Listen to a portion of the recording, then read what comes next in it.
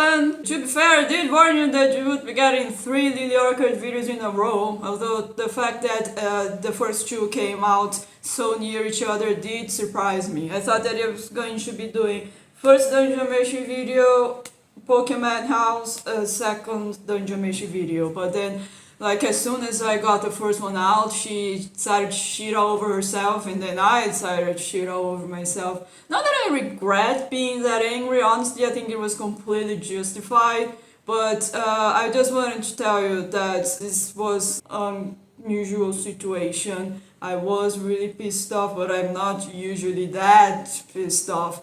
I'm telling you this because I suppose that you are very confused right now, because I just made a video of myself shitting myself over what Lily said, and now I am very calm, I am very polite. I mean, not very polite, but I'm not yelling or anything, and the reason why I am like that is because this is actually going to be a positive review. Just a little backstory on exactly what happened. I watched the first Dungeon Meshi video, and there was a Lily lore that I was not aware of. I was like, oh, I'm just going to look it up. And it turns out that Lily Orchard's original Tumblr was deleted. The site blog for Poke-Madhouse is also gone.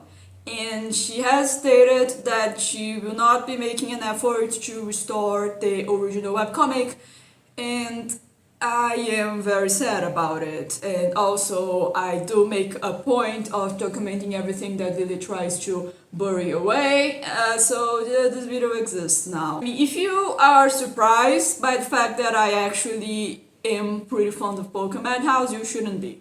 Because if you have followed my YouTube channel and you have watch my videos where I talk about literature, then you should know that one of the reasons that I like literature that much is because it is one of the easiest mediums for someone to be able to expose their ideas, which means that people that are like fucking insane can just write whatever they want and write insane shit that is really fun to read.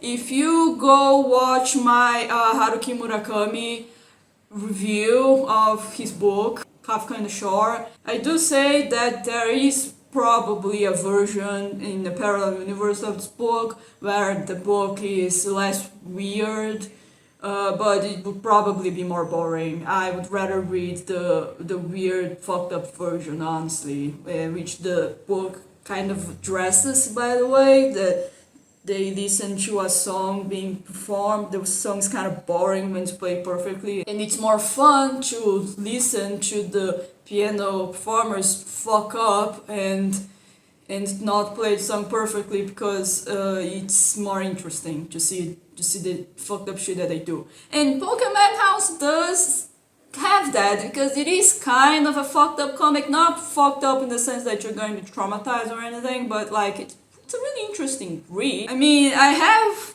read other works by Lily Ian's channel. I have read her Star Wars fanfiction, and a lot of the problem that I have with this fanfiction like stem from the fact that her OC was supposed to be like a morally good person and just someone that you should emulate, but she obviously was not.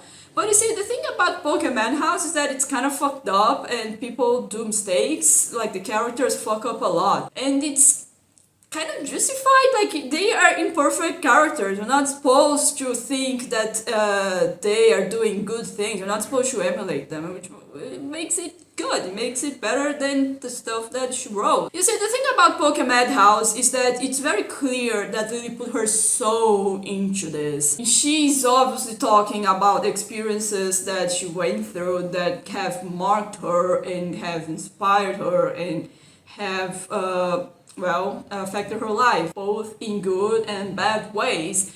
And it's kind of fascinating to see it develop. So I am rambling a lot. What's Poke-Madhouse actually about? Lily wrote herself as a trainer that is also called Lily. Don't you pretty much make the real Lily and the comic Lily basically interchangeable? You could argue that that was not the intention of the author and the two are obviously supposed to be a difference, but I would actually disagree with you. I will be talking more about that later. So Lily is a trainer that has a Gardevoir that's really powerful, and And that Gardevoir was basically her best friend for her entire life. She had a very difficult childhood with her family. She went through an abusive ex. And the Gardevoir has really weird feelings towards Lily because Gardevoirs are very attached to their trainers. And it turns out that they actually have like a mental bond that Lily thinks is a friendship bond to help the Gardevoir live longer. But it turns out that it was actually a mating bond that the Gardevoir, that's called G in the comic, made to Lily when she was asleep and was like a child, and Lily got really freaked out about it, and they fight about it, but they eventually make up, and they have like a chimera daughter because I don't know, Gardevoirs are entering extinction. So they want to clone G, but then G decides to make like a hybrid baby with Lily, and it's called Bonnie. I think it's kind of annoying, but like whatever, it's fine. The comics is about their shenanigans. They go through their lives, they sometimes have some funny jokes, and sometimes the Pokemon fight, and it's basically that. I'm not going to remember everything perfectly, but honestly I don't consider it my fault. I mean, if Lily had posted the comic in an easy to read fashion somewhere, I could read it and fresh my mind, so if I misremember something, I consider it to be entirely her fault. I am going to post panels here in this video when I go to edit it, but I'm going to predict the future here. I will probably be able to find individual panels for the things that I'm talking about, and I will not be able to find a comic in an easy to read way in which I can read the actual comics one following the order in a way that they were meant to be read. So I think that the comics is essentially dead. It did stop updating in a regular fashion, so it's not like this project was a priority of Lily anyway, so it's not like this was unexpected, but I'm still pretty sad about it. You see, the thing that happened with the whole mating bond, I thought that was actually written well. I actually enjoyed watching it develop, because here's the thing, none of the sides are 100% wrong in this matter. It's not like, oh, it was an abusive thing where one person had the complete control over the other. Because need to remember that the Gardevoir needed to do this to survive, to increase their lifespan. It's an animal that's afraid of death, and it was scared that their best friend was going to reject her and let her die. And it's not like she was completely heartless, she felt bad about it and she did come clean, but you know, she needed to do that to survive. You can't really blame her. And Lily is not like overreacting either, because it was a massive violation of trust, and she would have done the mating bond if G had just asked. The fact that like they had a mental bond and they had so much influence over each other's minds, and the Gardevoir didn't even come clean about what exactly it was, it is a pretty big violation of trust. So you can kind of understand both of their sides, and I don't know, I like the resolution that it came. Kayla goes and reminds Lily that she went through an abusive relationship, like, yeah, well, you shouldn't be abusive, you should be more understanding of Gardevoir, and it was like, okay, fine, and then they make up. I think that it was well written, honestly. But I do have a few problems with this comic. I mean, can I just say that it's pretty weird that Lily is just like, oh, because Laius is so obsessed with monsters, because Laius is a terrible character and he should have been written less like a terrible person when she wrote Poke-Madhouse, when the relationship that Lily has with G is completely not normal. But like when you read Dungeon Meshi, it's very clear that like Laius actually likes monsters. He always engages with them in their own terms. He goes out of his way to learn about monsters and their behaviors, and never expects them to act like a human would. There's even a scene in which Senshi is like, oh, because I have this monster, it's my friend. And Laius goes like, yeah, this monster is trying to kill and eat you. That's what they do, is their behavior. And Senshi's like, no, I'm their friend, I managed to tame it, they're my friend. And the monster tries to kill and eat Senshi, and Laius points out that you shouldn't expect monsters to act like human would. And it's very clear that Lily from Poke-Madhouse does not follow this line of logic and does not respect her Pokemon the way that Laius would. It's actually kind of weird. Lily is a really shit trainer. Like, her Pokemon are like constantly fighting and constantly like beating the shit out of each other. It's actually really like an unhealthy place to live in. Lily's a pretty shitty trainer in regards to Gardevoir behavior. Like, the thing about the friend bond is that it does not increase the lifespan of Gardevoirs, and Lily did not know that. Aren't you supposed to be a Gardevoir trainer? Aren't you supposed to have that bone in your head? Like, you didn't even look it up, you didn't even like look up in your phone, be like, I'm just going to learn more about this psychic mind melding thing I have with my Pokemon. I think that would be a responsible thing to do. But even beyond that, I think something that would have improved Poke-Madhouse massively would have been to treat Pokemon more like Pokemon instead of treating them like humans. Because I'm not a Pokemon fan, but when I scroll through Tumblr, sometimes I see some really crazy descriptions of Pokemon. Like, there's a Pokemon that will show you the heat death, the universe. There's a Pokemon that's a balloon that carries children away to fucking kill and eat them. And there's like a Pokemon that if you have any strong emotions near it, it will break every bone in your body. They are really interesting creatures in the sense that they are animals that act in ways animal would, but they also have like massive superpowers. You should be wary of them. There is one thing that really surprised me, that Lily has a Butterfree, like one of those butterfly Pokemon, and it seems like G and that butterfly kind of like had a romantic thing going on. The butterfly gave G one of their scales, and G like was really protective of the foods that the butterfly made her. It was very sweet. And it was very cute, I really enjoyed it. But then I actually mentioned the TV tropes of Poke-Madhouse, and in there it was stated that Lily received an ask in which a person was concerned that the butterfly acted like the child, and Lily was kind of freaked out by that and completely killed the romance. And what does that mean? Like, what do you mean this butterfly is acting like a child? It's a butterfly. It's not like the fucking butterfly in Gardevoir were raw dogging or something. I don't think it would have been even anatomically possible. How is the butterfly acting like a child anyway? This is the butterfly. What the fuck is supposed to do to act like an adult? It's supposed to like take a shot of whiskey? Supposed to put on the tie, pick their suitcase, go to their 9 to 5 and go back into Texas? Is that what an adult Pokemon's supposed to do? Like, it's kind of weird that you would pick this fully evolved Pokemon and treat it as a child just because they are non-verbal and they don't act like a person would, and because they aren't in a sexual relationship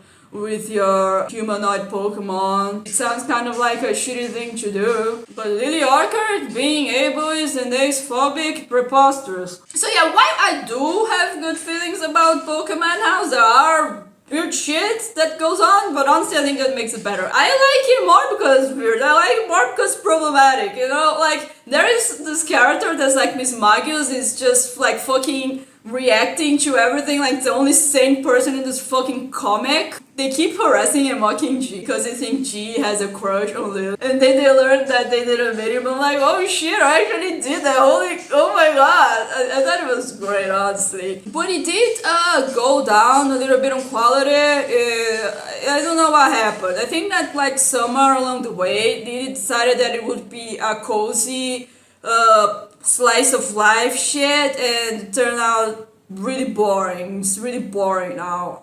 You might point out that maybe this was the intention from the beginning, but I'm calling bullshit on that. I just legitimately do not believe that it was the intention.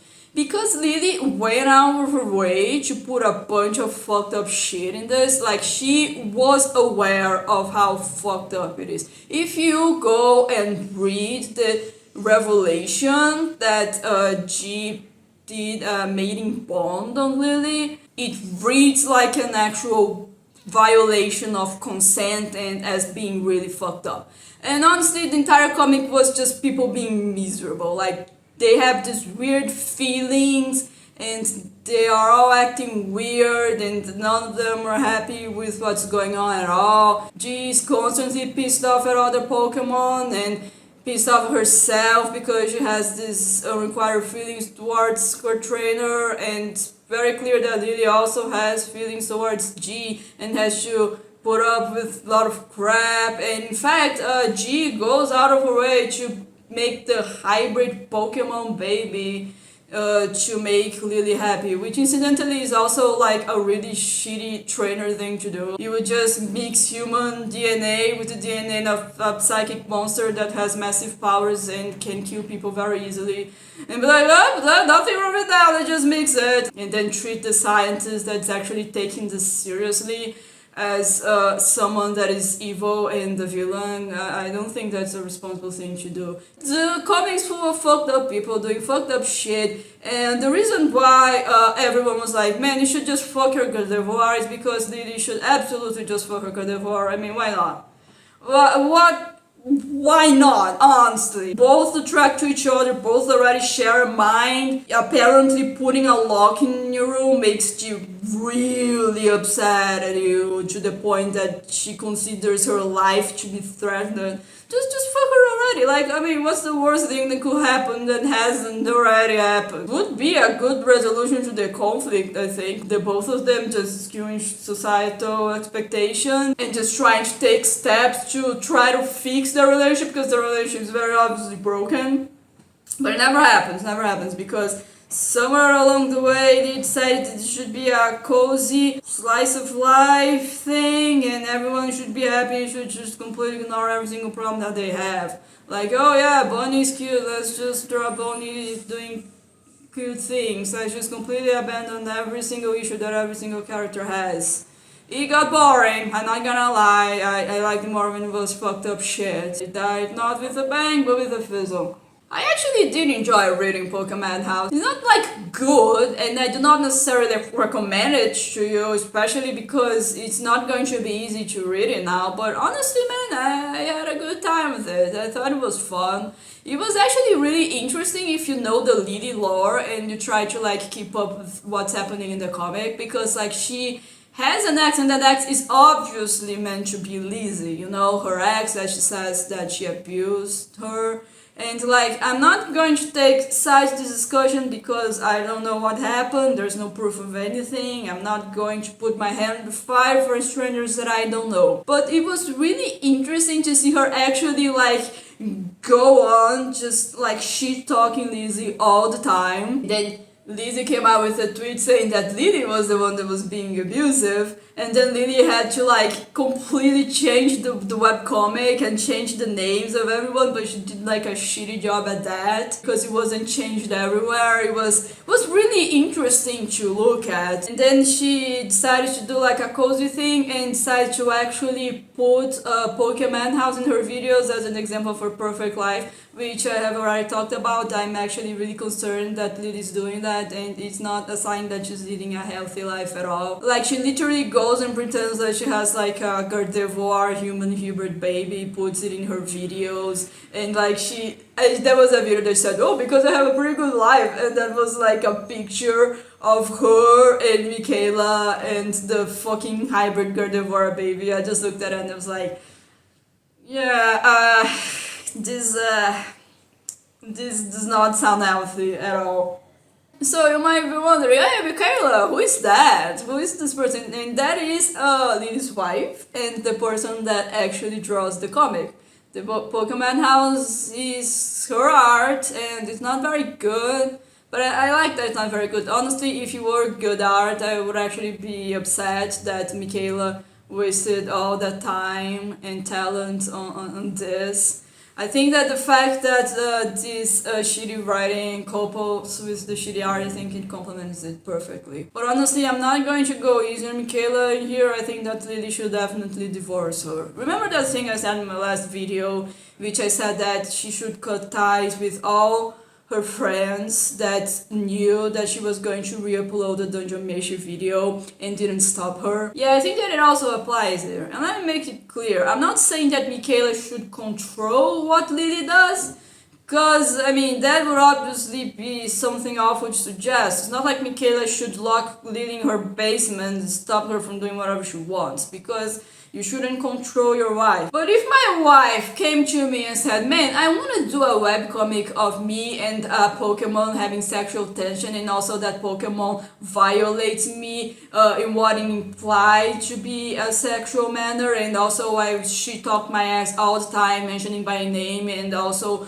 putting her Twitter name on the webcomic, what I would say is, do not fucking do that. Are you fucking crazy? Why are you exposing yourself like this on the internet? Why are you exposing other people like this on the internet? Do not do this. And I would either not help them with it all, just let them do this and not get involved to express how much I do not approve of this project, or I would get involved only to do damage control. Oh yeah, I'm going to help you with that, but have you considered not doing this and do that instead? Do suggestions like that to try to make sure that my loved one doesn't fuck up things too badly. But Michaela just went and sat down yeah, I'm going to draw my wife having a mental collapse. I'm going to draw my wife fucking having sexual tension with fucking Gardevoir and posting on the internet. And the thing is that Michaela does not expose herself at all.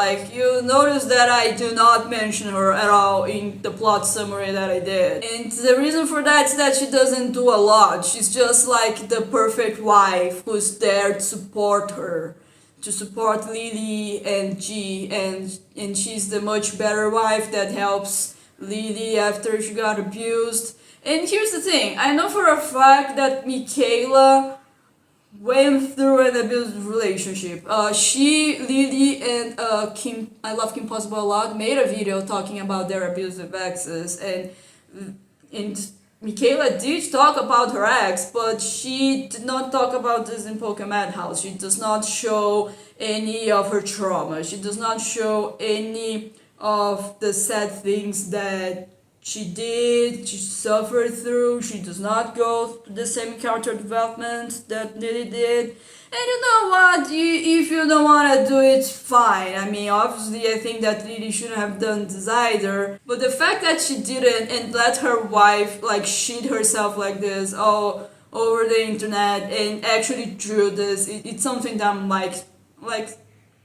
I don't think that you're pulling her weight in this relationship at all. Lily, you should divorce your wife. I'm serious about this. Am I putting myself in this obviously personal relationship and just giving unsolicited advice? Yes, I obviously am. But Lily was the one that decided to air all the details of her personal life and trauma on the internet for me to see and read. It's not my fault that I'm drawing conclusions from that.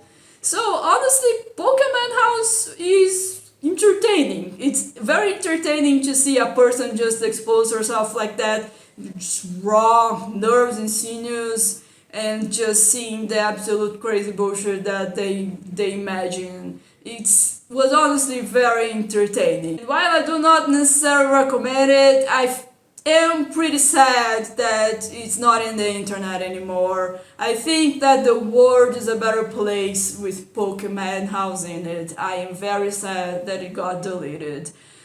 May God be with you, Poke-Madhouse. You were peak in the sense that everything came after you went downhill.